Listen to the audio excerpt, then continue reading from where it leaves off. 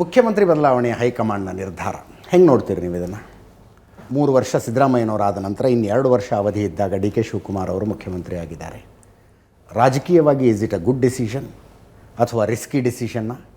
K N Rajanna ಅವರಿದ್ದರು, ಸಚಿವ ಸಂಪುಟದಲ್ಲಿದ್ದರು. ಅವ್ರು ಹೇಳ್ತಾನೆ ಬಂದರು, ಕರ್ನಾಟಕದ ಇತಿಹಾಸದಲ್ಲಿ ಮುಖ್ಯಮಂತ್ರಿ ಬದಲಾವಣೆ ಮಾಡಿದ ನಂತರ ಯಾವ ಪಕ್ಷವೂ ಮತ್ತೊಮ್ಮೆ ಅಧಿಕಾರಕ್ಕೆ ಬಂದಿಲ್ಲ ಅಂತ ಎಚ್ಚರಿಕೆ ಕೊಡ್ತಾ ಬಂದರು. ಆದರೂ ಇಂಥದ್ದೊಂದು ನಿರ್ಧಾರವನ್ನು ಹೈಕಮಾಂಡ್ ಮಾಡಿದೆ. How do U C it? ಇಲ್ಲ, ಯಾಕಂತ ಹೇಳಿದ್ರೆ ನೋಡಿ, ಹೈಕಮಾಂಡ್ ಪಕ್ಷ ತಗೊಂಡು ತೀರ್ಮಾನಕ್ಕೆ ಎಲ್ಲರೂ ಬದ್ಧರಾಗುವಂಥ ಡಿಸಿಷನ್ ತಗೊಂಡ್ಮೇಲೆ ಅದನ್ನು ಕರೆಕ್ಟ್ ಮಾಡಬೇಕು. ಒಂದು ಸೆಕೆಂಡ್, ಯಾವ ರೀತಿ ಈ ಒಂದು ಕೆಲವೊಂದು ರಾಜ್ಯದ ಜಂಜಾಟವನ್ನು ಯಾವ ರೀತಿ ಬಗೆಹರಿಸಿಕೊಂಡು ಒಂದು ಅತ್ಯುತ್ತಮ ರೀತಿಯ ಒಂದು ಅಧಿಕಾರ ಹಸ್ತಾಂತರ ಮಾಡ್ಬೋದು ಅಂತೇಳಿ ಇಡೀ ದೇಶಕ್ಕೆ ಮತ್ತು ದೇಶದಲ್ಲಿ ಕಾಂಗ್ರೆಸ್ಗೆ ಮಾತ್ರ ಅಲ್ಲ, ಬೇರೆ ಪಕ್ಷದವರಿಗೆ ಕೂಡ ಒಂದು ಮಾದರಿ ಮತ್ತು ಪ್ರೇರಣೆಯಾಗಿ ಏನಾದರೂ ಅಧಿಕಾರ ಹಸ್ತಾಂತರ ಆಗಿದ್ದರೆ ಅದು ಸಿದ್ದರಾಮಯ್ಯನವರ ಅಧಿಕಾರ ಹಸ್ತಾಂತರ ಡಿ ಕೆ ಶಿವಕುಮಾರ್ಗೆ ಆದದ್ದು. ಅದು ಮಾಡಿಸಿದ್ದು ಕಾಂಗ್ರೆಸ್ ಪಕ್ಷ. ಇದರಲ್ಲಿ ತುಂಬ ಸ್ಮೂತ್. ಅದರ ಮುಂಚೆ ನೀವು ಬೇರೆ ಬೇರೆ ವಿಚಾರ ಭಾಳಷ್ಟು ನಾವು ನೋಡಿದ ರಾಜ್ಯದಲ್ಲಿ ಏನೆಲ್ಲ ಇವತ್ತು ಆಗಿದೆ ಅಂತ ಹೇಳಿಕೊಂಡು, ಇವತ್ತು ಜನತಾದಳದಿಂದ BJPಗೆ ಹಸ್ತಾಂತರ ಆಗುವಾಗ 2007-8 ಏನೆಲ್ಲ ಎಷ್ಟು ದಿವಸ ಬಡಿದಾಟ ಆಯಿತು ಅಲ್ವಾ ಇದರಲ್ಲಿ. ಆದ ಕಾರಣ ಇದೆಲ್ಲ ಕೂಡ ಎಲ್ಲ ರಾಜ್ಯಕ್ಕೆ ಒಂದು ಮಾದರಿ ಯಾವ ರೀತಿ ಮಾಡ್ಬೋದು ಅಂತ ಹೇಳಿ ಕಾಂಗ್ರೆಸ್ ಪಕ್ಷ ತೋರಿಸಿಕೊಟ್ಟಿದೆ. ದಾವಣಗೆರೆ ಎಲೆಕ್ಷನ್ ಟೈಮ್ನಲ್ಲಿ ಮುಸ್ಲಿಂ ಸಮುದಾಯ ಸ್ವಲ್ಪ ಅಸಮಾಧಾನಗೊಂಡಿತ್ತು ಕಾಂಗ್ರೆಸ್ ಮೇಲೆ ಅನ್ನುವ ಚರ್ಚೆಯನ್ನು ನಾವೆಲ್ಲ ಮಾಡಿದ್ದೀವಿ. ಮುಸ್ಲಿಮರಿಗೆ ಕೊಡಬೇಕಾಗಿತ್ತು ಟಿಕೆಟು, ಶಾಮನೂರು ಶಿವಶಂಕರಪ್ಪನವರು ಮೊಮ್ಮಗನಿಗೆ ಕೊಟ್ಟರು ಅಂತ. ಈಗ ಸಚಿವ ಸಂಪುಟದಲ್ಲಿ ಮುಸ್ಲಿಮರಿಗೆ ಸಿಕ್ಕಿರುವ ಪ್ರಾತಿನಿಧ್ಯವನ್ನು ನೋಡಿದ ನಂತರ ಸಮುದಾಯ ಸಮಾಧಾನಗೊಂಡಿದೆ ಅಂತ ಅನ್ಸುತ್ತಾ? ನೋಡಿ, ಸಮುದಾಯ ಇವತ್ತು ಕಾಂಗ್ರೆಸ್ ಪಕ್ಷ ತತ್ವ ಆದರ್ಶದ ಮೇಲೆ ನೆಲೆ ನಿಂತಿದೆ. ಅದು ಏನು ಸಿಕ್ಕಿದಂತಗಿಂತಲೂ ಕಾಂಗ್ರೆಸ್ ಪಕ್ಷದ ತತ್ವ ಆದರ್ಶ ಏನಂತ ಹೇಳಿದರೆ, ಸಮಾಜದ ಎಲ್ಲ ವರ್ಗದವರು ಯಾರ್ದು 5 ಸೆಂಟ್ಸ್ನ ಮನೆಯಲ್ಲಿ ಜೀವನ ಮಾಡ್ತಿದ್ದಾರೆ ಅವರಿಗೆ ನೆಮ್ಮದಿಯ ಜೀವನ ಕೊಡಬೇಕೆಂಬ ಆಡಳಿತವನ್ನು ಕೊಡ್ತದೆ. ಅದನ್ನು ನೋಡಿ ಬಹುಶಃ ಇವತ್ತು ಕಾಂಗ್ರೆಸ್ಗೆ ಇವತ್ತು ಎಲ್ಲ ವರ್ಗದವರು ಇವತ್ತು ಬೆಂಬಲಿಸೋದು. ದಾವಣಗೆರೆ ಚುನಾವಣೆಯ ನಂತರವೂ ಅಥವಾ ಅದಕ್ಕೆ ಹಿಂದೆಯೂ ಕೂಡ ಕಾಂಗ್ರೆಸ್ ಪಕ್ಷ ಎಲ್ಲ ವರ್ಗ ಕೂಡ ಅದರದ ಆದ್ಯತೆಯನ್ನು ಕೊಟ್ಟಿದೆ. ಈ ಸಲ ಕೂಡ ಮೈನಾರಿಟೀಸ್ಗೆ ಇವತ್ತು 3 ಮಂತ್ರಿಗಳು, ಒಂದು ನಮ್ಮ ವಿಧಾನ ಪರಿಷತ್ತಿನ ಸಭಾಧ್ಯಕ್ಷ ಸ್ಥಾನವನ್ನು, ಇವತ್ತು 4 ಸ್ಥಾನವನ್ನು ಕೊಟ್ಟಿರೋದು ಬಹುಶಃ ಎಲ್ಲರೂ ಕೂಡ ಖುಷಿಯಿಂದ ಇದ್ದಾರೆ. ಅದರಲ್ಲಿ ಜಮೀರ್ ಅಹಮದ್ ಖಾನ್ ಅವ್ರ ಜೊತೆಗೆ ಮಾತಾಡೋದಕ್ಕೆ ಏನಾದ್ರು ಅವಕಾಶ ಆಯಿತಾ? ಇದೆಲ್ಲ ಆದ ನಂತರ ಮಾತಾಡಿದ್ರ? ಏನಂತಾರೆ? ಇಲ್ಲ, ಡೈಲಿ ಮಾತಾಡ್ತಿದ್ದಾರೆ. ನಾವೆಲ್ಲ ಜೊತೆಯಾಗಿ ಹೋಗಬೇಕು, ಜೊತೆ ಕೆಲಸ ಮಾಡಬೇಕು, ನಾವೆಲ್ಲರೂ ಒಗ್ಗಟ್ಟಾಗಿದ್ದುಕೊಂಡು ಮುಂದೆ ಹೋಗ್ಬೇಕಂತೇಳಿ ನಾವು ಇವತ್ತು ಮಾತಾಡಿದ್ದೇವೆ, ನಿನ್ನೆ ಮಾತಾಡಿದ್ದೇನೆ, ನಾನು ಮೊನ್ನೆ ಕೂಡ ಮಾತಾಡಿದ್ದೇನೆ. ಅಲ್ಲ, ಹಿ ಈಸ್ ಹರ್ಟ್ ಸರ್, ಅಸಮಾಧಾನ ಆಗಿದೆ ಅವರಿಗೆ. ಇಲ್ಲ, ಅದು ನಾನು ಎಲ್ಲ ಕ್ರೈಟೀರಿಯಾದಲ್ಲೂ ಮೊದಲನೆಯ ಪಟ್ಟಿಯಲ್ಲಿ ಡಿ ಕೆ ಶಿವಕುಮಾರ್ ಅವರ ಜೊತೆ ಪ್ರಮಾಣ ವಚನ ಸ್ವೀಕರಿಸಬೇಕಾಗಿದ್ದವರು.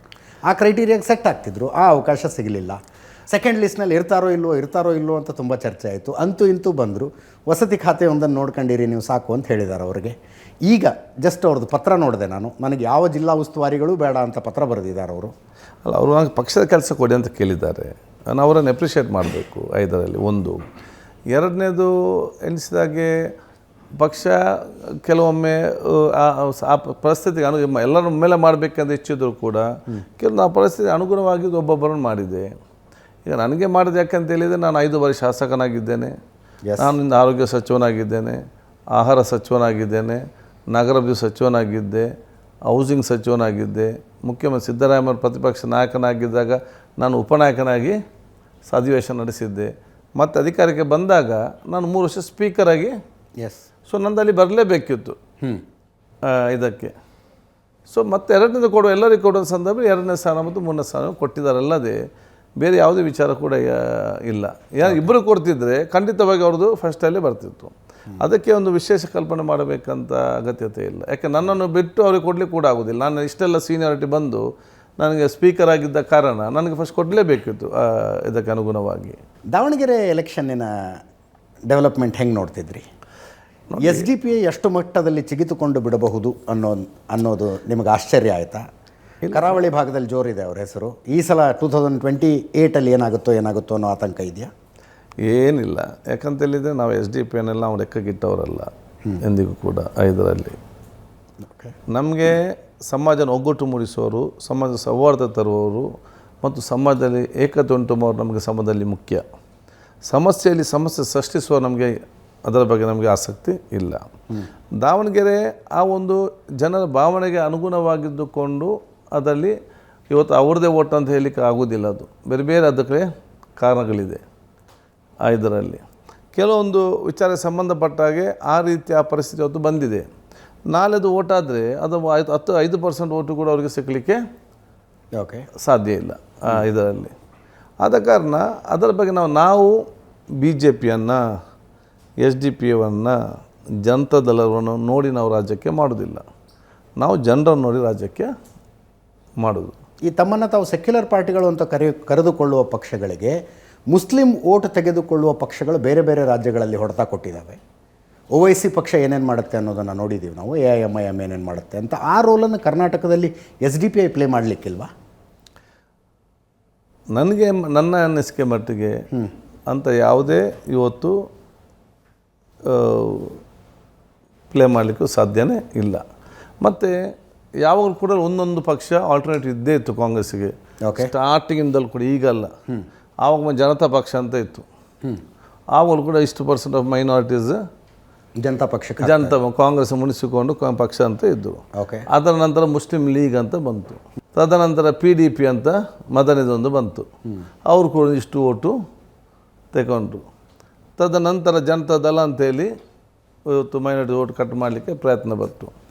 ಒಂದೊಂದು ಕಾಲಘಟ್ಟದಲ್ಲಿ ಒಬ್ಬೊಬ್ಬರು ಒಂದೊಂದು ರೀತಿಯಿಂದ ಇರ್ತದೆ. ನಾವು 100ಕ್ಕೆ 100 ನಮಗೇ ಓಟು ಕೊಡಬೇಕಂತೇಳಿ ಜಗತ್ತಲ್ಲಿ ಯಾರಿಗೂ ಓಟು ಕೊಡಲಿಕ್ಕೆ ಸಾಧ್ಯ ಇಲ್ಲ. ನನಗೆ ಕೂಡ ನೀವು ನಿಂತರೆ ಕೆಲವನಿಗೆ ಸುಮ್ಮನೆ ವಿರುದ್ಧ ಇದೆ. ಯಾಕೆ ಕಾರಣ ಇಲ್ಲ, ಅದು ವಿರುದ್ಧ. ಏನು ಕೂಡ ಮಾಡಲಿಕ್ಕೆ ಆಗೋದಿಲ್ಲ. ಅದಕ್ಕೆ ವಿರುದ್ಧ ಇರ್ತಾರೆ. ನೀವು ಏನು ರೀಸನ್ ಕೇಳಿದರೆ ರೀಸನ್ ಏನಿಲ್ಲ, ಒಂದು ವಿರೋಧ ಮಾಡಬೇಕಂತ ಒಂದು ಇದಿರ್ತದೆ. ದಾವಣಗೆರೆಯಲ್ಲಿ ಪರಿಸ್ಥಿತಿ ಅಂತ ಹೇಳಿದರೆ ಕೆಲವೊಂದು ಟಿಕೆಟ್ನ ವಿಚಾರ, ಭಾವನಾತ್ಮಕ ವಿಚಾರ, ಈ ವಿಚಾರ ಚರ್ಚೆ ಮಾಡಿದ ಸಂದರ್ಭದಲ್ಲಿ ಏನೋ ಆ ಒಂದು ಭಾವನಾತ್ಮಕ ಮುಗ್ಧ ಜನರನ್ನು ಭಾವನಾತ್ಮಕವಾಗಿ ಆ ಒಂದು ಪ್ರಯತ್ನ ಪಟ್ಟರು.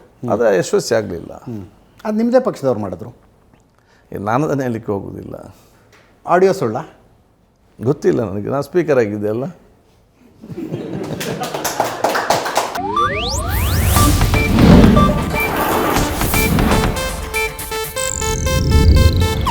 ಇದು ಏಷ್ಯಾನೆಟ್ ನ್ಯೂಸ್ ನೆಟ್ವರ್ಕ್ ಪ್ರಸ್ತುತಿ.